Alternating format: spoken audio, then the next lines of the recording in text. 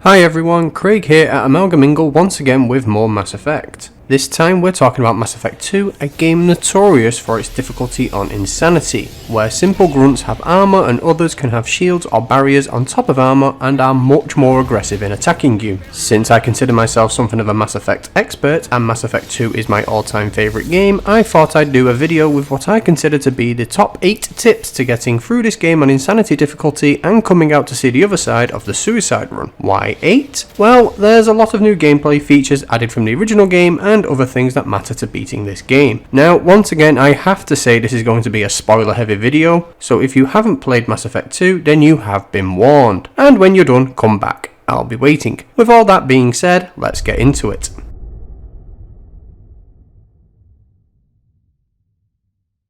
Commander Shepard has been recovered. The Lazarus Project will proceed as planned.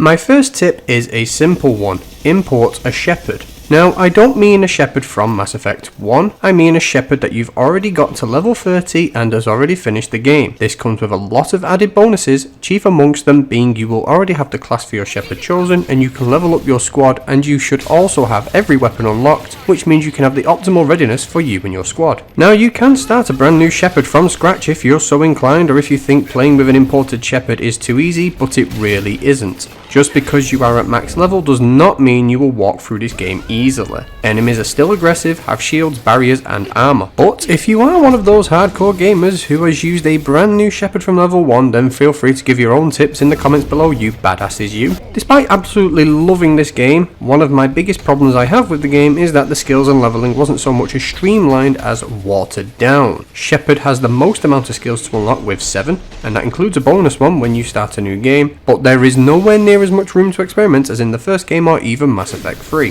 One thing Mass Effect 2 does differently than 1 and 3 is that when you max out a particular skill, you get to choose one of 2 possible versions of that particular skill. Unfortunately, to get to some skills you have to spend points in another skill to access them, which can be really irritating given that this game also has the lowest level cap of 30, so make sure you spend your points wisely. All that aside, even though my first tip is to import a Shepard, I'm still going to break down all 6 classes for you along with the skills I picked so you can decide which is best for your playstyle.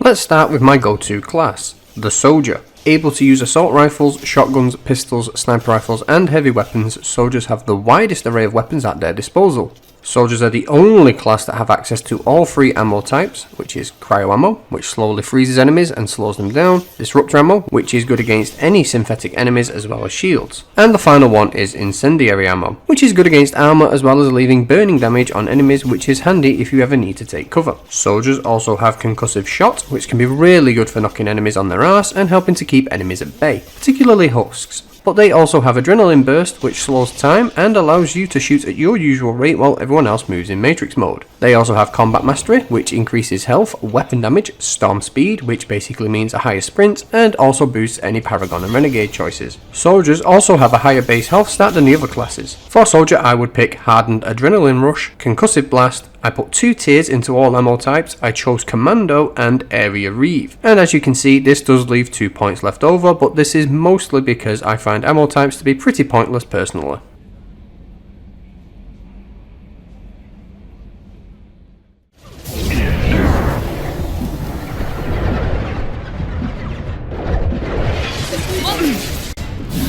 Adepts are the pure biotics of the classes and have a pretty big list of skills and powers for you to unlock and play with. Like most of the classes, Adepts can only use heavy pistols, submachine guns and heavy weapons as a starting point until you reach the collectorship mission. Once you get to this, you can choose from one of 3 weapon types that your Shepard can now use. These weapons are shotguns, sniper rifles and assault rifles. Personally, I pick either shotguns or sniper rifles for all my classes except Soldier. Power wise, the Adept's powers are actually really useful for keeping enemies at bay. Warp can stun enemies briefly, and if you get enough enemies together, Singularity will also give you time to reload and change position. Throw is also really good fun, and I often have a lot of fun messing around with a single enemy just to test out the physics of the game. For early game, it's good to use your powers in tandem with your squad mates. And for the class skill, there's Bastion and Nemesis. Pull and Shockwave are two skills that are actually kinda pointless for an Insanity run. Shockwave only works when an enemy only has a health bar, and even then it only works against groups, but enemies rarely ever come at you in a conga line. And Pull just isn't that useful, at least to me, especially when Jacob has Pull, and early game you will probably have him in your team anyway. For Adept, I would choose Unstable Warp, Throw Field, Heavy Singularity,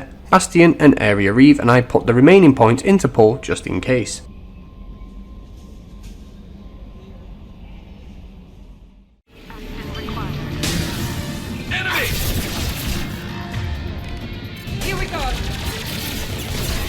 As Adepts are the pure biotic class, Engineers are the pure tech class, having the most amount of tech skills that can be used to overload shields, barriers, or even take command of synthetics on the battlefield. Once again, only able to equip heavy pistols, submachine guns and heavy weapons, Engineers will rely on their squad mates to balance them out as well as their powers to weaken foes. And some of these powers are really useful. Overload is great against shields and synthetic enemies like Geth and the mechs, which are a common enough enemy type. Incineration Blast is great against armor, but if it goes through to the health bar, it will cause the enemy to try and put out the fire, giving you a chance to either take them down or focus on another threat. Cryoblast has its uses, but only really against the standard health bar, which allows you to freeze enemies in place. And then there's AI hacking, which I personally don't care much for, if only because the mechs and Geth in the game aren't that powerful except for the Ymir mechs and the Geth classes like Hunters, Rocket Troopers, Destroyers and Primes, but these aren't always on the battlefield. The class skill Tech Mastery has two options once maxed out: Operative, which reduces cooldown time on your powers and also gives them a damage bonus, and Mechanic, which does all that but also boosts Paragon and Renegade scores. For Engineers, I would choose Area Overload, Incineration Blast, Explosive Drone, Mechanic, Area Reeve, and I put the remaining points into Cryoblast.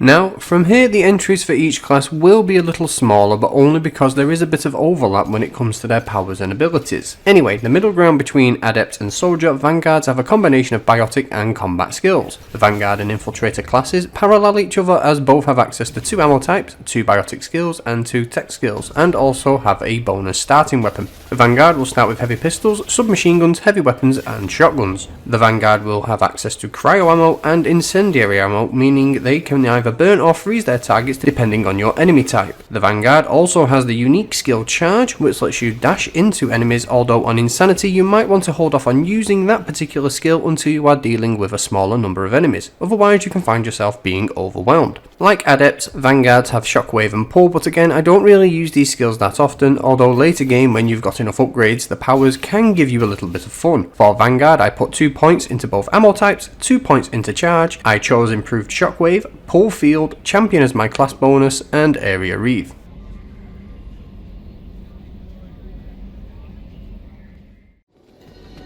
Incoming dropship.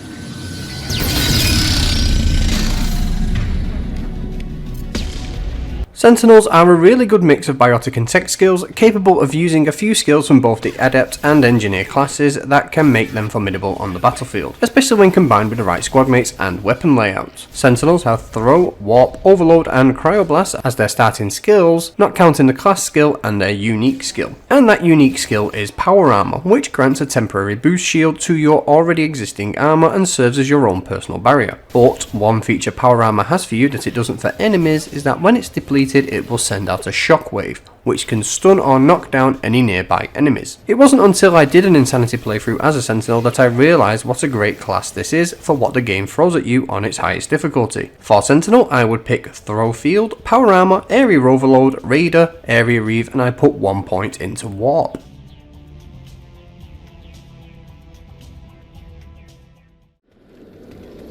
Incoming dropship. Couple ahead. Scratch one.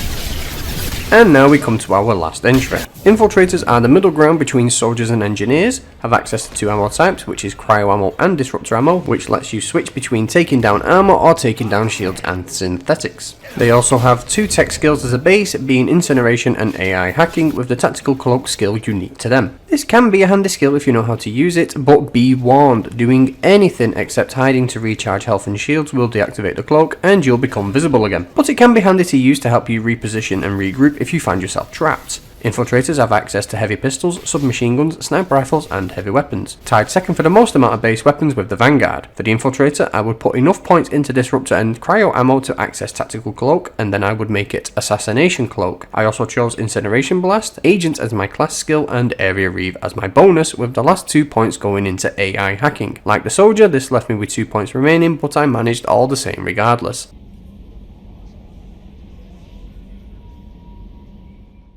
Like Mass Effect 1, you have the ability to pick a bonus skill at the beginning of any playthrough. There are quite a few different bonuses you can pick for Shep, but if you listen carefully to the skills I mentioned for the classes, you'll have noticed that one of them was a constant, and that's Reave. Reave is absolutely amazing because it is a triple threat. Not only does it drain barriers and armor, but it will also drain health over time, acting like a poison. But it also has another benefit. When active on an enemy, it can stun them if they still have barriers and armor active, or it can take them temporarily out of the action, giving you just a little bit of breathing room. I should also say that even though some skills don't always work against certain enemies, they will always have a little bit of use. For instance, even though Reave only works against barriers, armor and health, even if an enemy has a shield active, it can still stun them. If I was to pick another bonus skill, I'd probably pick Energy Drain, if only because Energy Drain is good against shields and mechs, which are a common enough enemy in the game to warrant its particular use. As for the rest, I personally don't find ammo types to be all that helpful, and some of the other biotic and tech skills are much better against singular enemies than whole groups. But this is just my personal preference. If you want to share your own preferred skills in the comments below, be sure to do so. One thing Mass Effect 2 does that Mass Effect 1 doesn't is the ability to reset your skills. Once you've recruited Morden, you will have access to the research lab, and in here you will see advanced training and research powers, and in here is where you can change your skills if you try one out and it doesn't work for you. So feel free to find your personal favourite amongst all the bonus skills.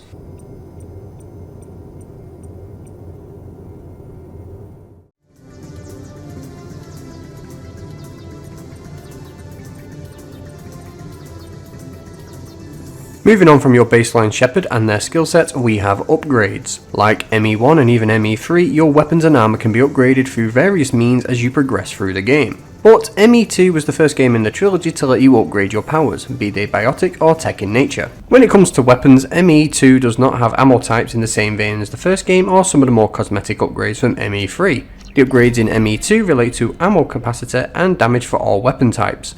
And for your powers, the upgrades are for duration, cooldown reduction times, and strength. And these upgrades can only be unlocked when you get Morden, which is the reason why the game tells you to get in first. When you first unlock the research area de Normandy, you will gain access to certain upgrades for your squad and ship straight away, although I would hold off on any ship upgrades until further into the game.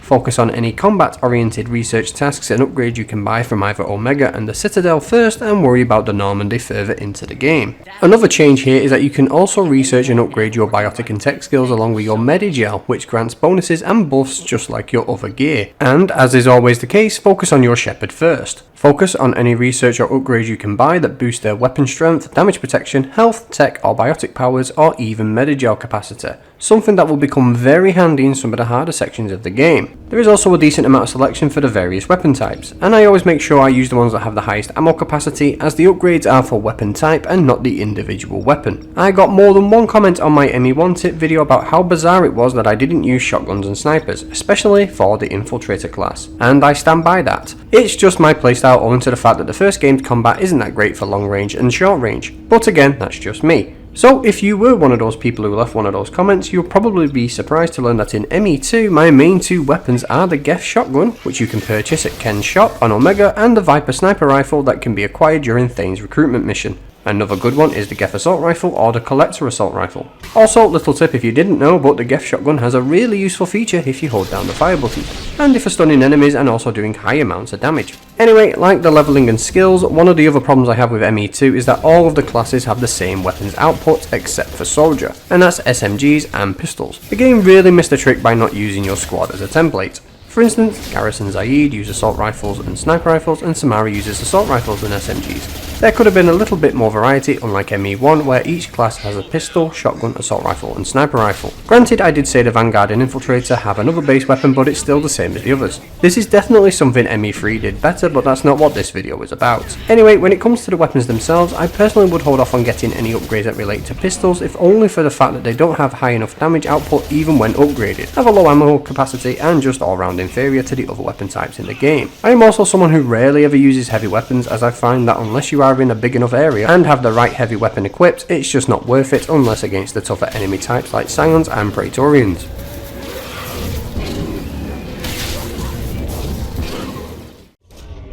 Probe launched.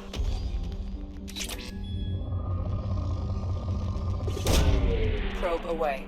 Our third entry relates to the previous one, and that's the resources you need to upgrade your equipment. Now, I'm sure if you've already played Mass Effect 2, you know all about scanning planets for minerals, and these are used to complete any and all research you can do under Normandy. And these cover a wide range, from your weapons to armor, tech powers, biotic powers, squad skills, and of course upgrades for your ship to get you to the collector base at the end of the game and back home again. There are 4 resources in the game: Element 0, called EZO, Iridium, Platinum, and Palladium, and all of them do something different. EZO is used for anything related to biotics, be it the strength of your powers or the cooldown period for them. Iridium is used for researching assault rifles, SMGs, and heavy weapons, and this includes things like ammo capacity, penetration damage, and shield penetration. Platinum is used for sniper rifles, shotguns, and Medigel. And Palladium is used for pistols, shield upgrades, and cybernetic upgrades like increasing your health. And depending on your personal preference, depends on how you take this entry, because you are going to have to do a lot of scanning to get the minerals you need to upgrade your equipment. I'm something of a weirdo, as I actually find scanning planets strangely relaxing, so I always end up with a huge surplus of resources to spend on everything. I won't go into too much detail regarding which planets have what resources, because they're all a mixed bag, with them usually having one resource over the others, but if you want help, then at the end of the Shadow Broker DLC, you can find galaxy maps that will pinpoint specific planets that have a high concentration of one of the 4 resources. And this of course means that the first person you should recruit is Morden, because without him you can't access the research terminal. And also, like I said in the previous entry, prioritize your Shepard above everything else. Focus on anything that makes their weapon stronger, gives you more health, adds more shields, reduces cooldown for your powers, or makes them stronger. Don't worry about that last one. Tech and biotic upgrades are a catch-all, meaning everyone gets the bonus, not just you.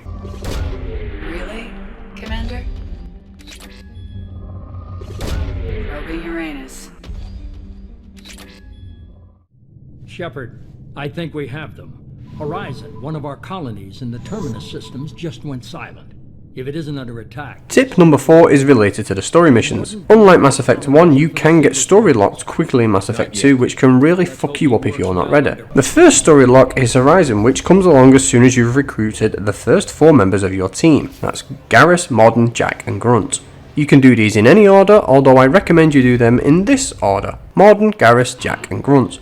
If you've never played the original release of Mass Effect 2, then you won't know that Zaid and Kasumi's loyalty missions were DLCs and do not affect the 4 mission story lock, so feel free to do them at your discretion. Although be warned, Kasumi's is definitely one you might want to hold off on until you're further into the game, as it is just you and her, and the enemies can be a little overwhelming if you're playing with a Shepard who hasn't upgraded their gear and powers. Horizon can be quite difficult because this is the first place you fight not only the Collectors for the first time, but also Husks in 2 different varieties now, and there are also the Scions, which are actually one of the harder enemies in the game due to their chain attack and high armor health bar. When a Collector is turned into Harbinger, Reave, Warp, and Concussive Shot are useful skills for bringing down barriers. Incinerate and Warp are also useful against armor. The good news is that there is a lot of wiggle room for you and your squad to move and stay in cover as you take out the Collectors, Husks, and what have you. At the end of the mission at Horizon, you will have the toughest time in that you are in what basically amounts to an arena as you fight off Collectors, Husks, and the Praetorian, which is some kind of floating Collector construction that looks like 20 or so Husks that have been fused together.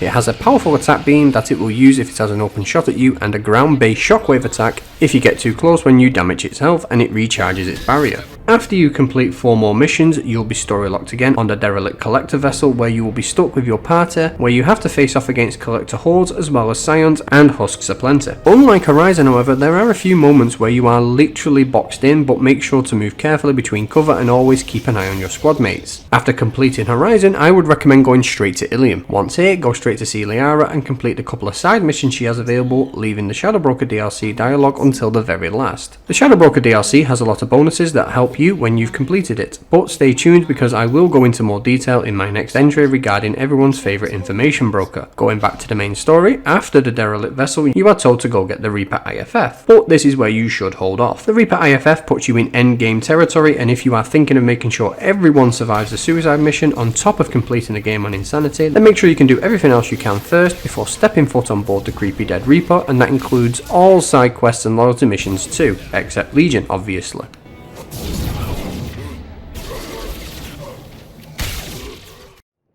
Shadow Broker, this is Operative Murat. We've had a momentary connection failure. Can you confirm status?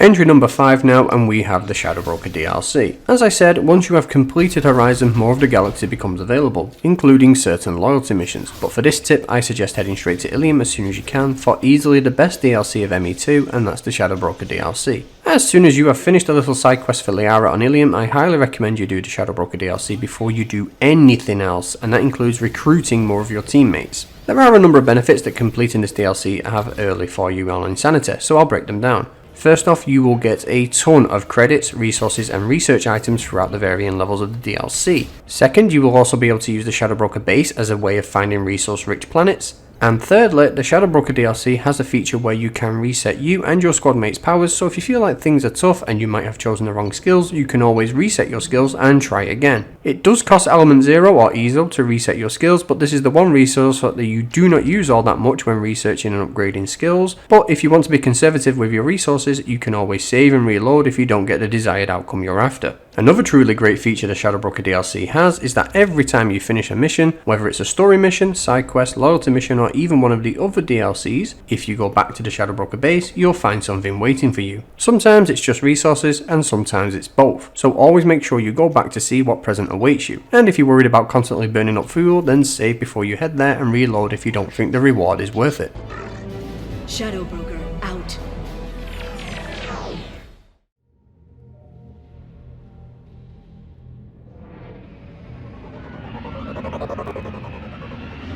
My next tip is short and sweet, and it's to do with the side missions. These are known as N7 missions, and there are 19 in total, 20 if you count the Normandy crash site. And these are best left to doing right before you do the Reaper IFF, and you have done every loyalty mission for your squad up until that point. Now, you don't have to do them all, but you'll get a fair amount of credits for every single one you complete, which can sometimes be just what you need to buy a certain upgrade you think you're lacking. And some of these missions are harder than others. The one Arya gives you if you let her know about the datapad after acquiring Garrus is a pain because there are 4 large mechs you have to fight, and these can be annoying on casual, so on Insanity they're even more of a pain. But the rest aren't too bad, and a few of them don't have any enemies at all, so you can do these at your leisure. Like I said in my previous tip, if you complete the Shadow Broker DLC immediately after doing Horizon, keep going back after every mission and you might get a nice boost to your resources and upgrades. The only problem is how to activate these side missions. Most of these are only available to you through exploring the galaxy and scanning every planet you can. If that sounds like too much of a chore, then a quick Google search will show you where to go.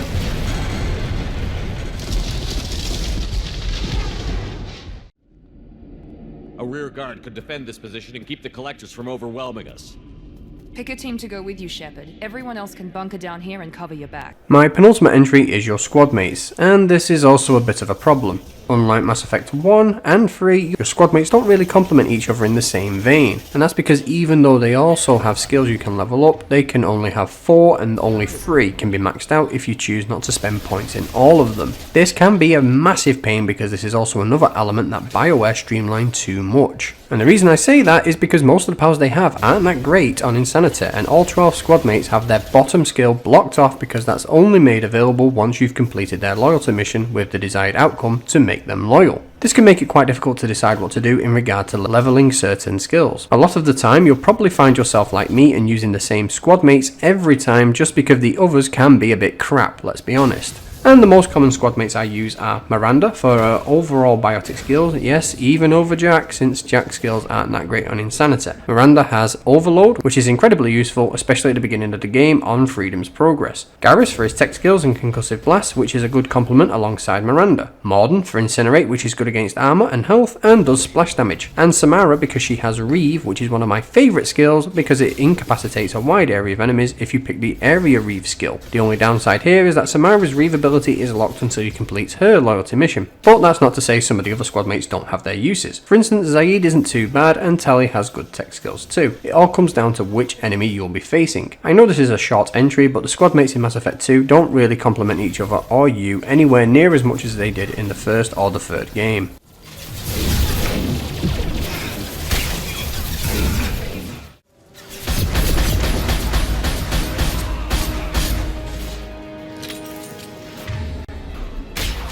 Okay, final entry now, and we come to enemy types. Unlike ME1, enemies in ME2 are quite varied in what can and can't affect them. There are plenty of organic and non-organic foes that will get in your way, and they all have something they're weak to. So I'm going to break them down and what they have on Insanity.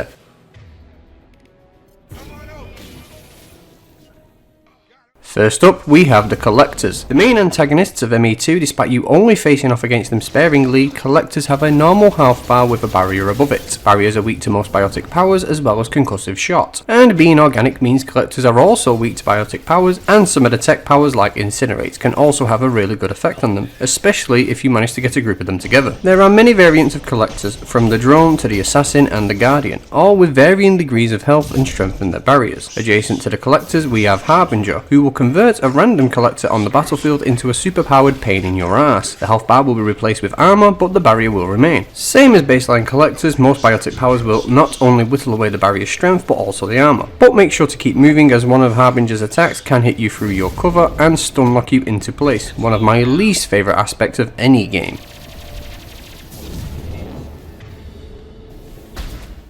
Next up are the many gangs of the game that take up the majority of your target practice.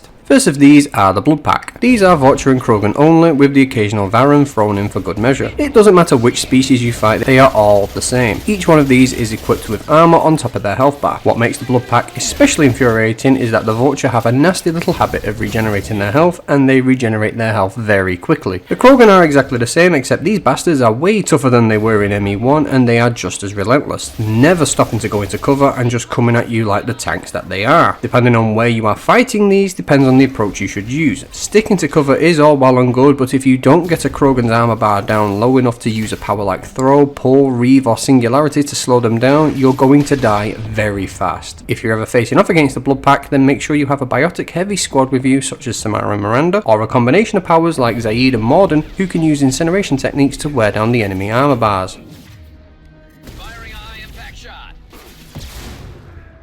The Blue Suns are the next gang that you face a lot in this game. Comprised of Batarians, Turians and humans, all Blue Sun soldiers will have a baseline shield bar on top of their health bar. But some of these have stronger shields than others, such as the Centurions and Legionnaire. Also, Blue Sun commanders have armor and shields. But thankfully these aren't that common. As you can probably guess from their reliance on shields, Blue Sun enemies are weak against most tech draining powers such as Energy Drain and Overload. What can make the Blue Suns more formidable than any other gang is that almost all their soldiers use assault rifles, which can do a lot of damage over time if you get too brave when not in cover. The Blue Suns and Blood Pack share one enemy type, and that's the Pyro. These fuckers can be really annoying if you allow them to get too close. If you get caught in their flames, then you will get stun locked, and this is one of the worst ways to die unless your squad mates can get you out of their trap. But if you get the armor or shields down on a Pyro, use Overload on them and they will explode into teeny tiny pieces. When facing off against Blue Suns, you'll want to have a tech heavy squad setup such as Tali, Garrus, Miranda, Legion or Kasumi.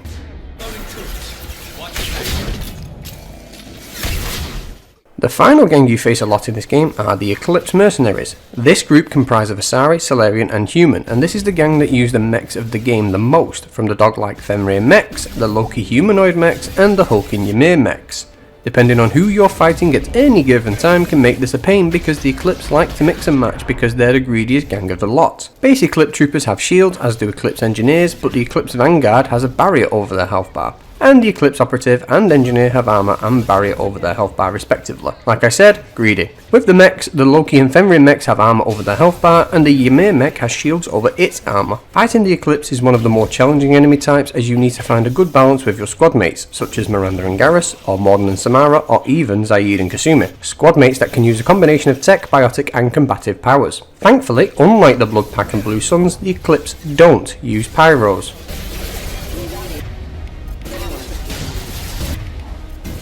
But that's not all. I would be remiss if I didn't mention the Geth. The Geth don't start appearing in this game until you go to recruit Tally or you do the Overlord DLC early. The Geth only ever have shields over their health bars except for the more powerful and dangerous models like the Primes, so you'll want a tech heavy squad with you when tackling them, whether that's Garrison Tally or Miranda and Kasumi. The Geth are comprised of baseline troopers, rocket troopers, destroyers, hunters and primes. Troopers and rocket troopers use cover to make their way towards you. Destroyers are the pyros of the Geth forces and these will slowly make their way towards you as well. Hunters will cloak themselves and head to you as fast as they can, making them a high priority when on the battlefield.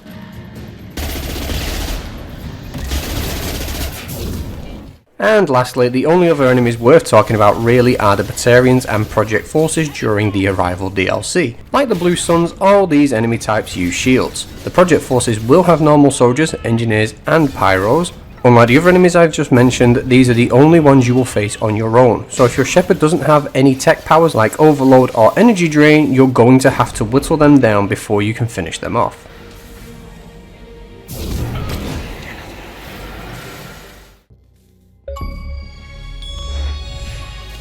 And there we are, those are my 8 tips for Mass Effect 2 on Insanity difficulty. A little bonus for you, always check what weapon Garrison Zaid have equipped. I don't know if this was just my playthroughs, but for whatever reason they would always have the sniper rifle equipped over the assault rifle. I was playing this on Xbox Series X for all playthroughs, so I don't know if the same issue would be on PlayStation and PC. Let me know if any of these tips helped you, or if you've beat the game on Insanity yourself, what tips you would give to anyone wanting to tackle the game. I've been Craig, this is Amalgamingle, and thank you very much for watching.